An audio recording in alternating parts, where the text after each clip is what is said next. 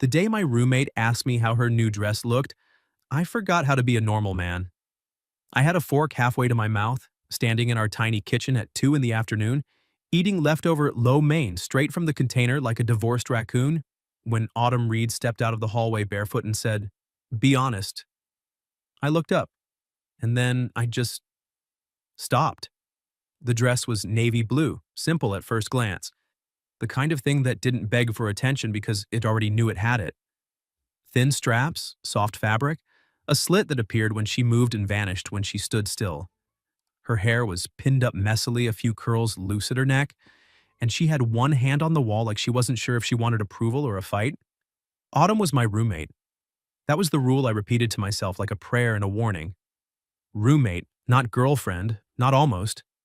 Not the woman whose laugh I'd started recognizing from 2 rooms away like it belonged to me. I'm Miles Carter, 25, freelance web designer, occasional overthinker, full-time idiot when faced with a beautiful woman in my kitchen asking for honesty. Autumn was 24, a junior events coordinator at a downtown hotel, and she had lived across the hall from me for 9 months. Technically, we shared a lease. Emotionally, we shared a very dangerous amount of eye contact. "Well?" she asked. I still hadn't answered. Her mouth twitched. "Oh," she said softly. "That bad?" "No," I said too fast. "Not bad. Convincing. It's good." "Good? Really good." Her eyebrow lifted. "You stare at the toaster longer than that when it burns one bagel." I set the fork down because apparently I couldn't be trusted with utensils. "I'm trying to choose words that won't get me evicted." Autumn's smile grew slow and wicked. Then she turned once, not like a model, more like a woman testing her own courage, and the dress followed her body in a way that made the apartment feel smaller. "Want a better look?" she asked. If you've ever had your whole life divide into before and after a sentence, then you know what happened to me. I forgot about the lo mein. I forgot about my deadline. I forgot that we had a rent agreement, a chore chart, and a mutual understanding that neither of us would make the apartment weird. Because the apartment had been weird for months. It started small. Autumn stealing my hoodies during movie nights and pretending she thought they were communal property. Me learning how she liked her coffee, 1 sugar, too much cream. "Don't judge me, Miles, life is hard." Her leaving sticky notes on my laptop that said things like, "Your plants are begging for death and me again. Your basil has passed away. Please notify next of kin." I knew she hated elevators, but took them anyway because stairs made her late. I knew she sang under her breath when she cooked, usually the wrong lyrics with total confidence. I knew she had a scar on her left thumb from trying to open a bottle of wine with a steak knife in college, which she described as a character-building evening. And I knew I was getting attached. That was the problem. I'd moved into that apartment after my last relationship ended, with my ex telling me I was easy to live with but hard to reach. I hated how accurate that was. I was good at paying bills, fixing loose cabinet handles, remembering trash day. I was less good at telling someone they mattered before they got tired of guessing. Autumn was the opposite of guesswork. She filled rooms. She asked direct questions. She noticed everything, especially when I was lying, so when she stood in front of me in that dress, smirking like she had just caught me committing a felony with my eyes, I did what any emotionally mature adult man would do. I looked at the refrigerator. She laughed. "Miles." "What?" "My face is up here." "I know where your face is." "Do you?" "Unfortunately, yes." "Unfortunately?" "I mean, fortunately." I rubbed the back of my neck. "See, this is why men used to write letters. More editing." She stepped closer. Not much. Just enough that I could smell her perfume. Something warm, vanilla maybe, mixed with the clean scent of her shampoo. Her shoulder brushed the edge of the counter. The sunlight from the kitchen window caught the tiny gold chain at her collarbone. "Relax," she said. "I'm not setting a trap." That sounds exactly like something a trap would say. Her eyes softened, and for a second the teasing fell away. "I have that hotel gala tonight," she said. "The one my boss keeps calling career shaping, which is corporate for wear uncomfortable shoes and pretend rich people are fascinating." "I remember. Of course you do." She smiled like that pleased her more than it should have. I need to look like I belong there. You do.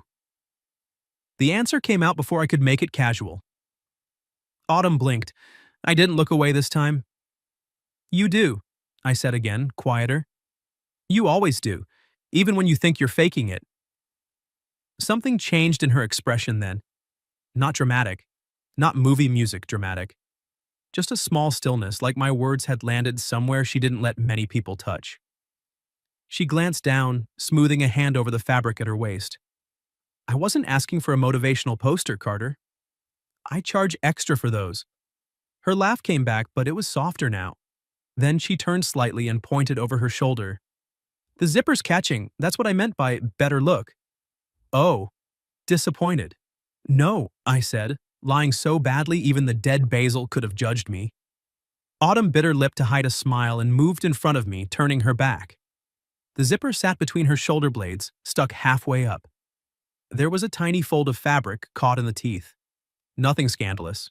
Nothing that should have made my pulse behave like I'd sprinted up 6 flights of stairs. But standing that close to her, close enough to see the faint freckles on the back of her neck, close enough to hear her breath catch when my fingers brushed the zipper, I realized the problem wasn't the dress. The problem was that I wanted the right to be careful with her. Not as a roommate doing a favor. As a man who had been pretending for months that the warmest part of his day wasn't hearing her key turn in the lock. Hold still, I said. I am. You're swaying. I am breathing. Stop doing it dramatically. She laughed under her breath, and the sound moved through me like trouble. I freed the fabric gently and pulled the zipper up the rest of the way. My knuckles grazed her skin once, barely, but she went quiet. So did I. For a long second, neither of us moved. Then Autumn looked back over her shoulder. The smirk was gone. Thank you, she said. You're welcome. Her eyes searched mine like she was deciding whether to say something dangerous. The apartment suddenly seemed to hold its breath. Then her phone buzzed on the counter. She looked at the screen, and whatever softness had been there drained from her face. I saw the name before she turned it over. Vanessa Cole, her boss. Autumn didn't answer. She just stared at the phone like it had insulted her. What happened? I asked. She swallowed, then gave me a smile that didn't reach her eyes. Tiny problem. With the gala? With my entire professional reputation, possibly. She picked up the phone, read the message again, then let out a laugh that sounded one step from panic.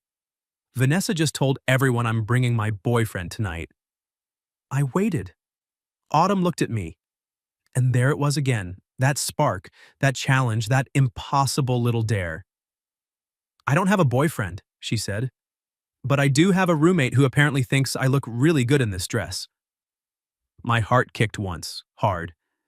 Then she tilted her head and asked, Miles, how busy are you tonight? There are questions a man should answer carefully. Do you like my haircut? Were you listening? How busy are you tonight? Especially when the woman asking is standing in your kitchen looking like every bad decision you've ever wanted to make, and the word boyfriend is still hanging between you like a lit match. I looked at my laptop on the table. I had a client mock-up due by midnight, 2 unanswered emails, and one very stubborn sense of self-preservation. Then I looked at Autumn. I'm suddenly extremely available, I said. Her smile flickered, relief first, then mischief. That was fast. I'm a decisive man. You once spent 20 minutes choosing salsa. That was a complex dinner situation. She laughed and pressed her phone to her chest. You don't have to say yes. I panicked for half a second, but I can fix it. I'll tell Vanessa there was a misunderstanding. Was there? Autumn blinked. Was there what? A misunderstanding. Her lips parted. I should have let the joke sit there and die like a respectable person. Instead, I stepped closer, just enough that she had to tilt her chin to keep looking at me. If I go, I said, what exactly am I pretending? Her cheeks colored, faint but visible. Autumn Reed blushed. I filed that away as evidence of a merciful universe. You'd be pretending to be my boyfriend, she said slower now. For work. Very professional, handshakes, smiling, maybe 1 or 2 deeply convincing glances. Deeply convincing? You seem capable. I have range. Do you? I once convinced our landlord the shower drain was haunted. It was full of your hair.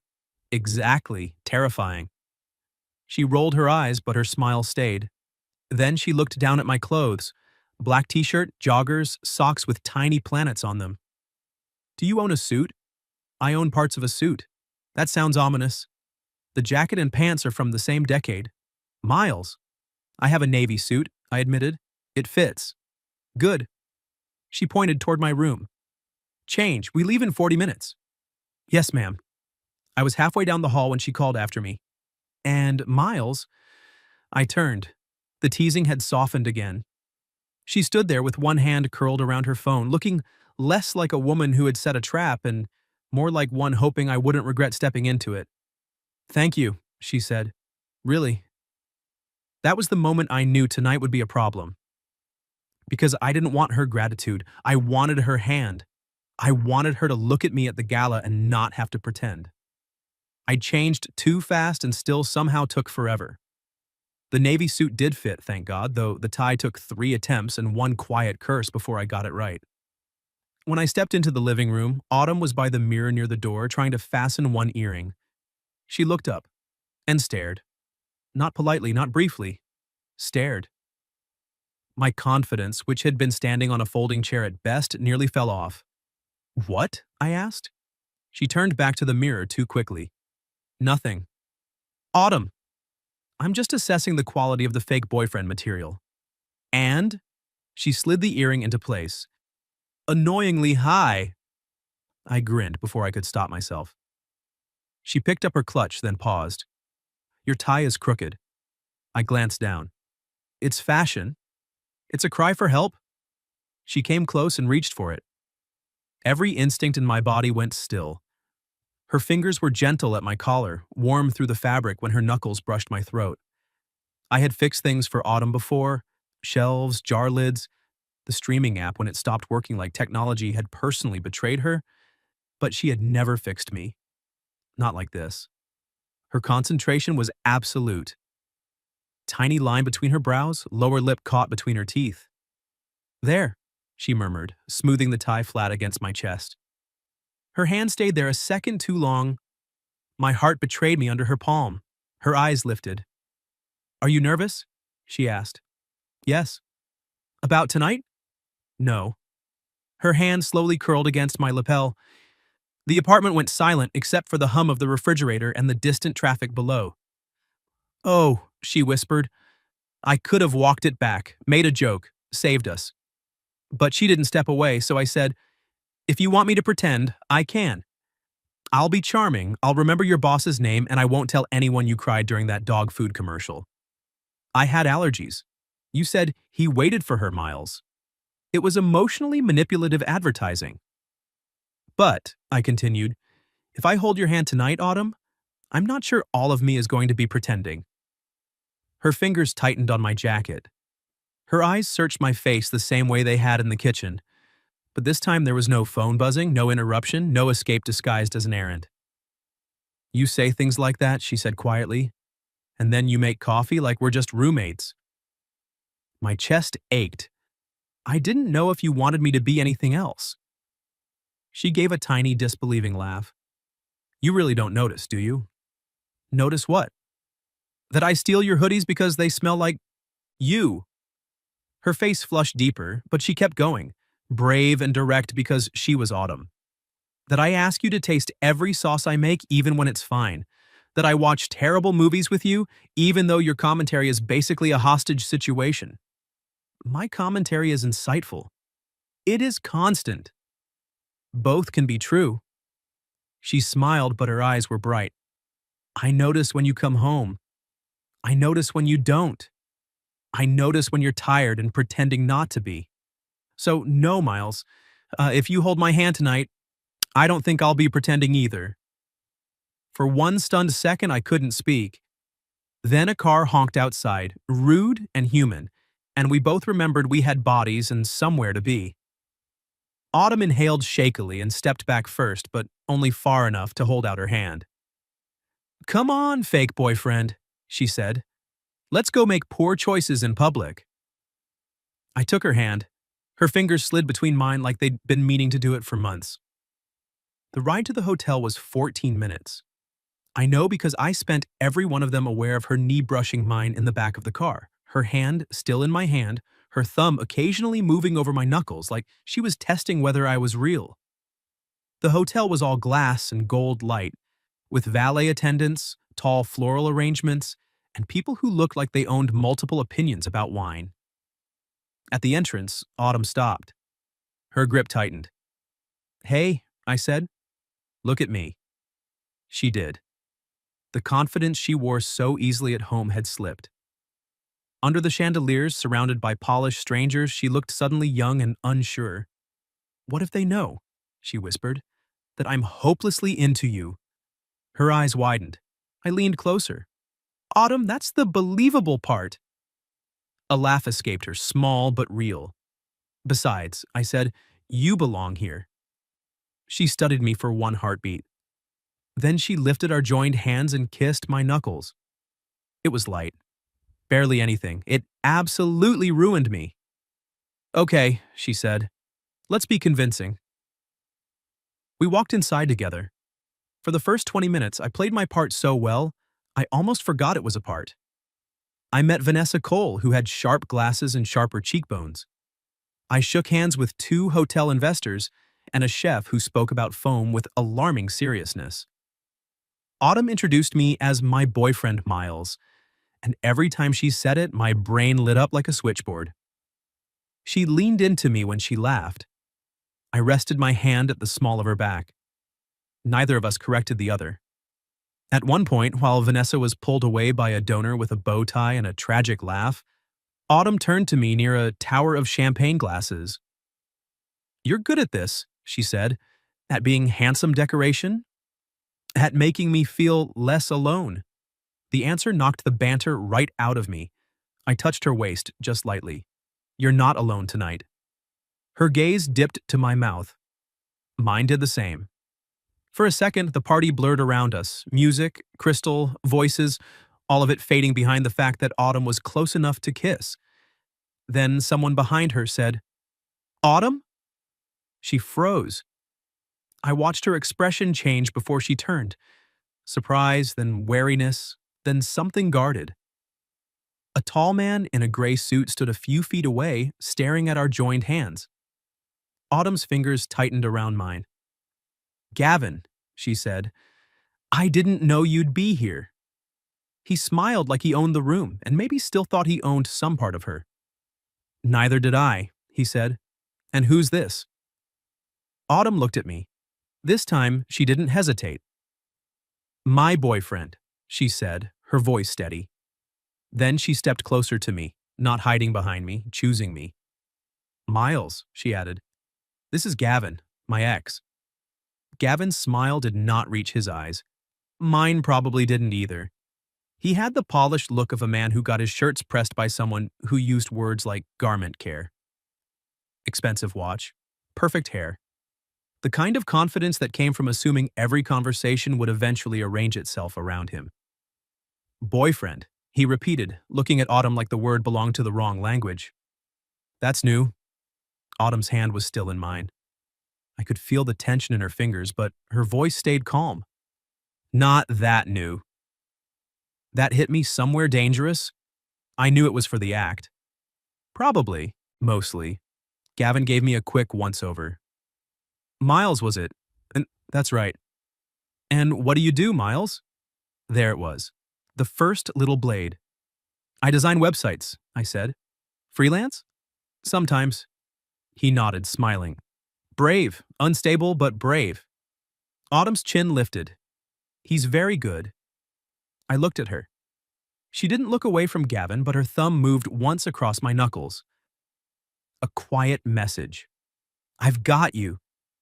Something warm and reckless opened in my chest. Gavin chuckled. "Still defending people before they ask, Autumn? Still mistaking cruelty for charm, Gavin?"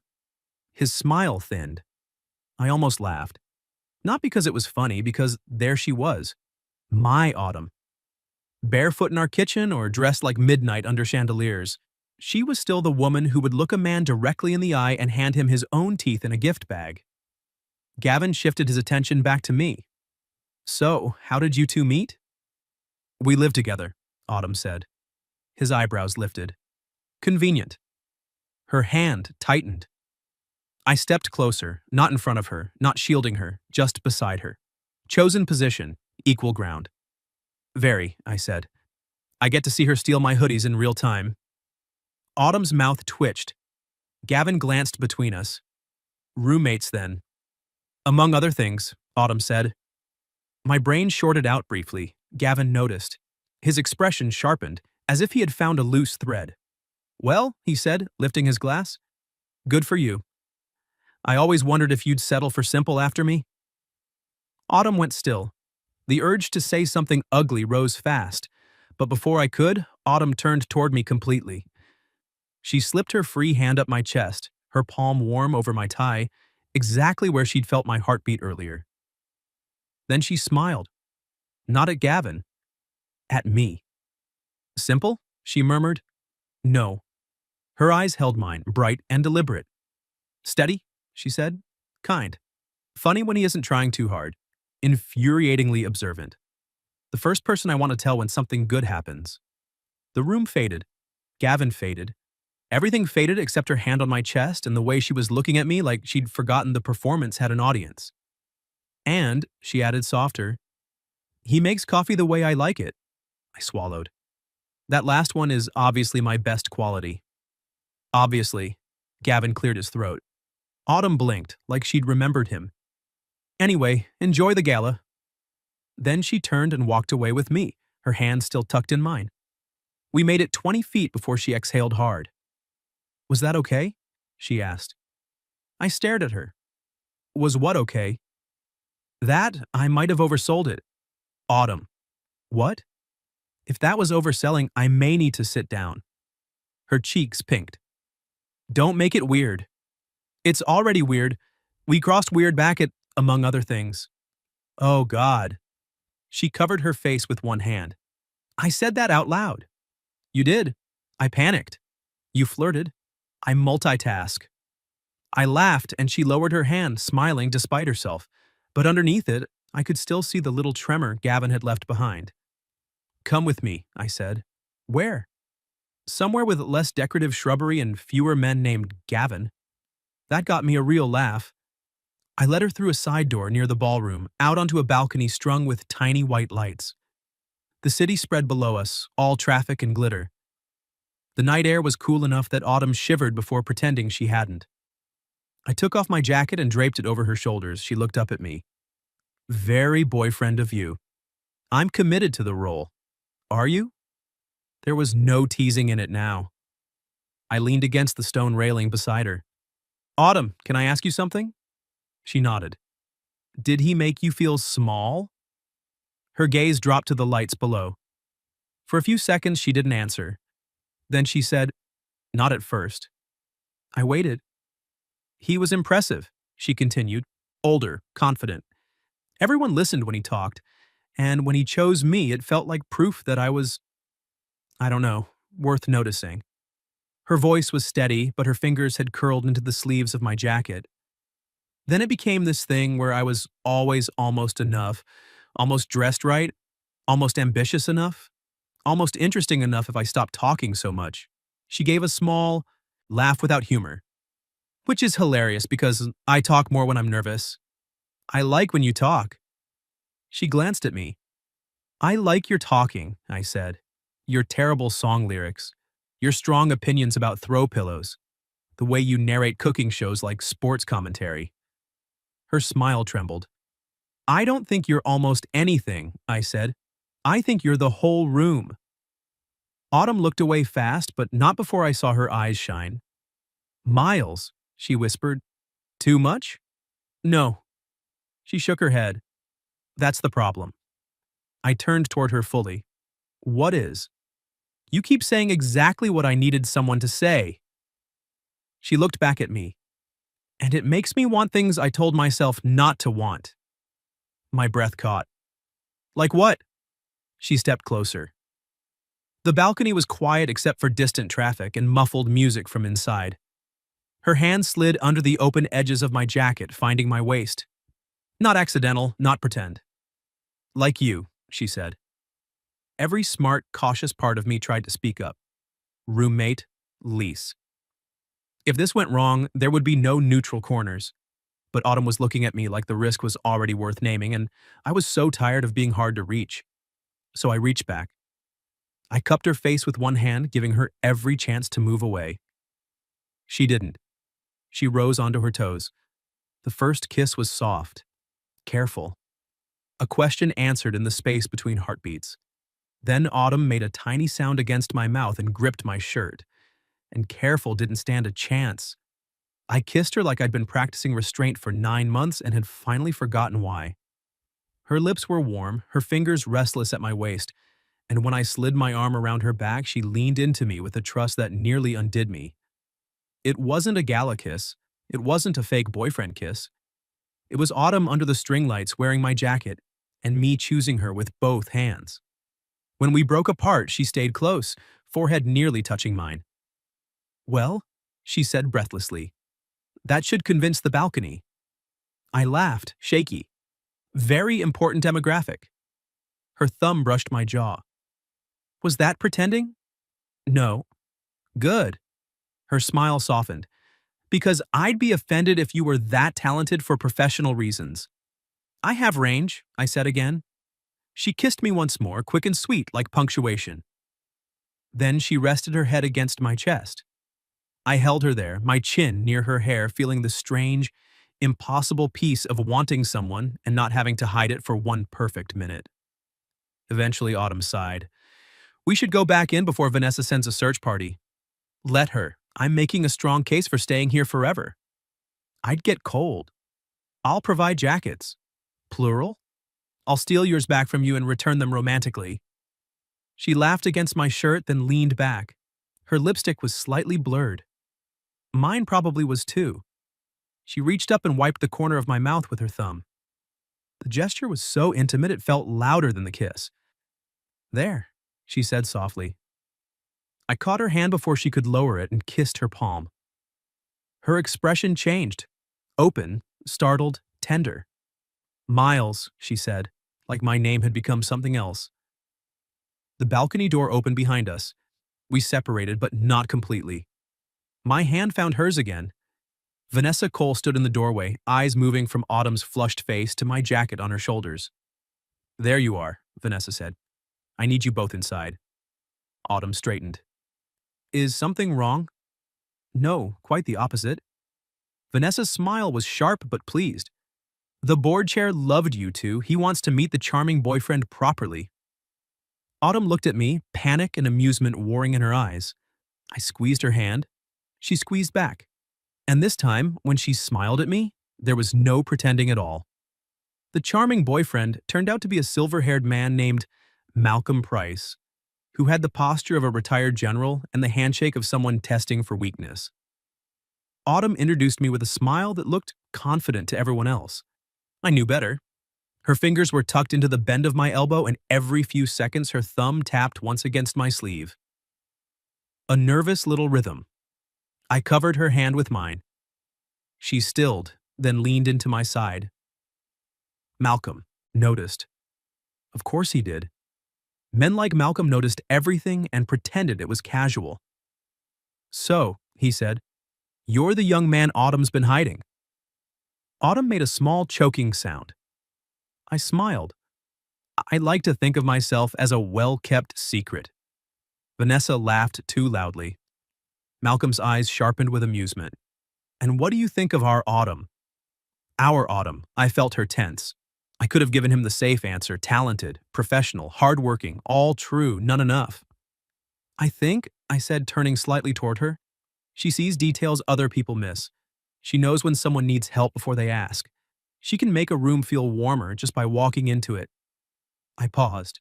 And she works harder than anyone realizes, mostly because she makes it look easy. Autumn looked up at me. Her expression was impossible to read for half a second, and then it wasn't. It was soft, unprotected. The kind of look that made a man forget he was standing under a chandelier in front of her boss and a board chair. Malcolm hummed. That's quite an endorsement. She earned it, I said. Autumn's hand tightened on my arm. Vanessa, who had been observing us with the intensity of a hawk in designer glasses, suddenly smiled. Autumn coordinated most of tonight's donor experience herself. I assisted, Autumn said quickly. You led, Vanessa corrected. That stunned her enough that she went quiet. Malcolm nodded once. It shows. For the next 10 minutes, Autumn talked about linen choices, guest flow, donor seating, contingency plans for the rain that never came. Her voice steadied as she spoke. Her shoulders lowered. Her hands moved when she got excited, painting the air with ideas. I had seen her like that at our kitchen table, surrounded by sticky notes and cold coffee, muttering about centerpieces like they were a war strategy. But watching other people see her? That did something to me. Pride, maybe. No, more than that. I wanted to be the man beside her when she realized she was as brilliant as I already knew she was. When Malcolm was finally pulled away, Autumn let out a breath and turned to me. Was I talking too much? No. You hesitated. I was deciding whether to say no or absolutely not. She narrowed her eyes. You're getting smooth. I kissed you on a balcony. I'm evolving. Her blush was instant and beautiful. Keep your voice down, she hissed, glancing around. What, about the balcony where you kissed me back with considerable enthusiasm? Miles. There were witnesses, several potted plants. She pressed her lips together, fighting a smile. You are impossible. You like impossible. Her eyes flicked to my mouth. Apparently. That single word nearly ruined my ability to stand upright. A slow song began, spilling from the ballroom speakers, something old and romantic enough to make the whole room dim around the edges. Autumn looked toward the dance floor, then away. I held out my hand. She stared at it. You dance? Parts of me understand the concept. That is not reassuring. I'll keep you safe from rhythm. Her laugh came out warm, unguarded. Fine, one dance. But if you step on my foot, I'm telling everyone we're cousins. Romantic. I'm a problem solver. She placed her hand in mine. On the dance floor, I pulled her in carefully, my hand finding her waist. Her hand settled on my shoulder, and for one strange second, we both got shy about touching each other, as if we hadn't been kissing 20 minutes ago. Then she moved closer, close enough that her dress brushed my legs, close enough that my palm warmed against her back. Hi, she said softly. I smiled. Hi. We swayed more than danced. Neither of us cared. Autumn's gaze dropped to my tie. I meant what I said earlier. About my commentary being a hostage situation? Unfortunately, yes, but not that. Her fingers played lightly with my lapel. About noticing you. My chest tightened. I noticed that you turn the hallway light on when I work late, she said. And that you leave the last dumpling even though you think I don't see. And that when I get overwhelmed, you don't ask a million questions, you just sit near me until I can breathe again. I swallowed. I never knew if that helped. It helped. Her voice was barely above the music. You help. The room blurred a little. I had spent so long thinking love had to arrive loudly, with certainty and speeches and obvious signs. But maybe sometimes it arrived as shared takeout, crooked ties, a hallway light left on. Maybe sometimes it lived across the hall for 9 months before either person was brave enough to open the door. Autumn looked up at me. What are you thinking? That I don't want tonight to end at the apartment door. Her breath caught. I don't mean... I stopped, trying not to trip over my own sincerity. I mean, I don't want us to go home and pretend this was just champagne and fake dating and adrenaline. Her hand slid from my shoulder to the back of my neck. Miles, she said, I wore this dress hoping you'd look. I forgot the dance. She smiled, nervous but honest. Not just for the gala, for you. I stood in that hallway for 5 full minutes calling myself ridiculous. And then I walked into the kitchen because I wanted you to see me. You asked if I wanted a better look. I panicked and became bold. You should panic more often. Her laugh trembled. I don't want to pretend either. So I kissed her. Not on the balcony, not hidden away, right there on the edge of the dance floor. Gentle and brief and completely clear. Her fingers tightened at my neck, and when I pulled back, she followed for half a second like she hadn't given me permission to stop. Around us, no one gasped. The ceiling didn't collapse. The world simply continued, rudely unaware that mine had changed shape. Autumn touched her forehead to my chin. That was a relationship step. Was it? Public kissing? Definitely at least step 4. What were steps 1 through 3? Staring, zipper, balcony? I feel our process is unconventional. I feel our process is efficient. I laughed into her hair and held her closer. For the rest of the song, she stayed in my arms. No act, no performance. Just us. Later, after dessert plates appeared and donors drifted toward coffee, Autumn and I found a quiet corner near a wall of windows. She had reclaimed my jacket, wearing it over her dress like it belonged there. Vanessa passed by and gave Autumn a small nod that made her eyes go wide. Did you see that? She whispered. I did. That was approval, from Vanessa. That's like seeing a comet. You earned the comet. Autumn beamed, then seemed to catch herself being happy and turned shy. Tonight went better than I expected. I'm choosing to take full credit. You may take partial credit. How generous. She leaned against my side. You were perfect. I looked down at her. Dangerous word. Accurate word. Before I could answer, Gavin appeared again at the edge of our corner, holding a glass he didn't seem to be drinking.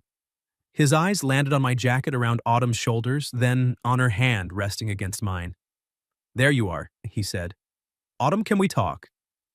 Her smile faded. I waited for her cue.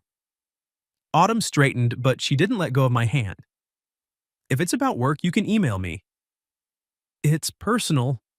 Then no. Something like surprise crossed his face. You don't even want to hear what I have to say? She was quiet for one breath. Then she looked at me, not asking me to rescue her, letting me witness her choose.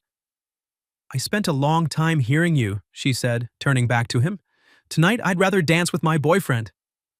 The word landed differently now, not borrowed, not fake. Mine. Gavin's jaw tightened. You're making a mistake. Autumn smiled, small and certain. Maybe, but it's mine. Then she tugged my hand. I followed her back toward the music, heart pounding harder than it had all night. Halfway there, she stopped, turned, and kissed me again. Quick, fierce, almost laughing against my mouth. What was that for? I asked. For not speaking for me. I wanted to. I know. Her eyes softened. Thank you for choosing not to. I brushed my thumb over her cheek. I choose you, Autumn. Not just when it's easy. Her smile faltered with feeling. The music shifted into something slower. She stepped into my arms like she belonged there. And just before her head came to rest against my chest, she whispered, Then come home with me as my real boyfriend. My heart stopped, then started again, entirely hers. We left the gala before midnight, not because anything went wrong, but because everything had gone too right. Autumn held my hand all the way through the lobby. In the car, she sat close enough that her shoulder pressed into mine, my jacket still around her, her thumb tracing slow circles over my palm. Neither of us said much. There are silences that feel empty. This one felt full of all the things waiting for us at home. When we reached our apartment, Autumn unlocked the door, stepped inside, then stopped so suddenly I nearly walked into her. What? I asked. She looked around our living room, the crooked lamp, the blanket half fallen off the couch, my abandoned lo-mein container still on the counter like evidence of the man I had been before the dress. Then she turned to me. This is weird, she said. My stomach dropped. Bad weird? No. She smiled, nervous and beautiful. Just, this morning, this was our apartment. And now? Her gaze softened. Now I walked in with my boyfriend. The word hit me with the same force as it had on the dance floor. I set her clutch on the table. Say it again. Her smile widened. Boyfriend. Again. Miles. I like the other one. She laughed and I caught her by the waist, pulling her close. She came willingly, hands sliding up my chest. My boyfriend, she whispered. I kissed her before she could make me ask a fourth time. It was different from the balcony, different from the dance floor.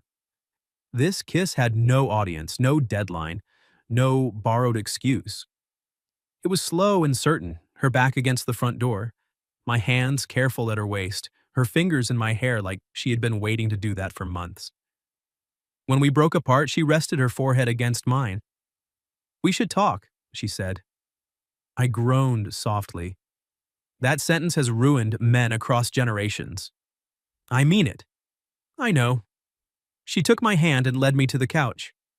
We sat facing each other, knees touching, the city light slipping through the blinds. Autumn looked down at our joined hands. I don't want to mess this up. Neither do I. We live together. I noticed. If this goes badly, it won't. Her eyes lifted. I exhaled. Okay, that was too confident. I don't know that, but I know I'm not treating this like a convenient accident. Something in her face eased. I want to date you, I said. Properly. Not just because you're here. Not because it's easy. You're not easy for me, Autumn. You're terrifying. She blinked, then laughed. Romantic? You are. I squeezed her hand. You make me want to be honest before I'm ready. You make me want to try harder. You make me want to be the kind of man who doesn't hide behind coffee and chore charts. Her smile faded into tenderness.